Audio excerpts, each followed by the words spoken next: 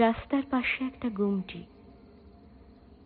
এখন লোডশেডিং হলে তখনকার মতো লণ্ঠন মেলে না তেমন। তৃতীয় বাড়িটা রুনুদিদের। রুনুদি, যার 13 বছরের বোনকে তুমি পড়িয়ে ফিরতে সন্ধ্যে 7টায়।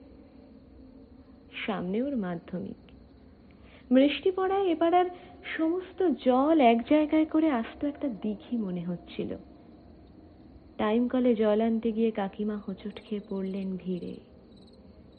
তোমাকে পৌঁছে দিয়েছিলাম জ্বরের ওষুধ পায়ে হেঁটে। আমার বাড়ির পাশে একটা আলপথ পড়তো, মেঠো। ভোরের দিকে এখানে কি একরকম সুদা গন্ধ আসে আজকাল। এক হাতে মাসের ফর্দ, 2 কেজি চাল কম।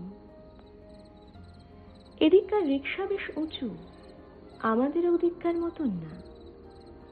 ফোন করেছিলাম, ওরা অ্যাম্বুলেন্স পাঠাবে বলল। হাসপাতাল থেকে দেখা যায় রুনুদিদের বাড়িটা। একটা চিঠি এলো আজ, পুরনো কয়েকটা খবরের কাগজ।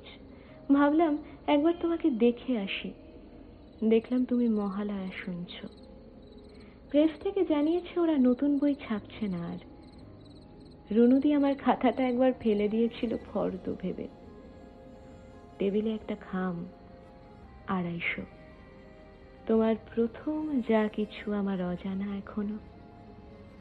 প্রায়শই দেখি তুমি স্কেচ পেনের বাক্স হাতে নিয়ে রেল লাইন পেরিয়ে যাচ্ছ।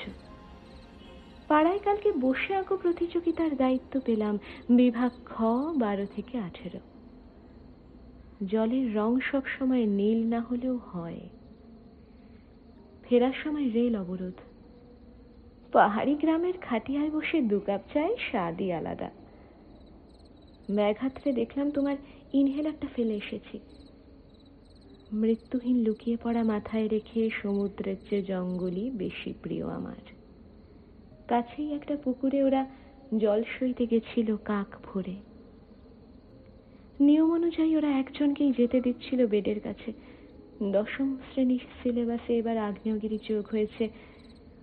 আর তোমাদের পুরনো বাড়ির লোহার দরজাটায় শেষের দিকে ফাটল ধরেছিল। বসার ঘরে টেলিভিশনটা বদলে ফেলবে আমায় বলনি তো? মফস্বলের বাড়ি থেকে এখনো লোডশেডিং দেখতে পাই। বেনারসি কিনে ফেরার পথে রুনুদির হাত থেকে টর্চটা পড়ে গেল পাশের নর্দমায়। জ্বরের ঘরে কার্নিস ধরে নিচে তাকাতে তোমায় বারণ করেছিলাম, শোনোনি। সেবার জঙ্গলে একটুর জন্য হরিণটা দেখতে পাইনি আমরা কেউ। একটা হরিণই দেখেছিলাম পড়ার বইতে।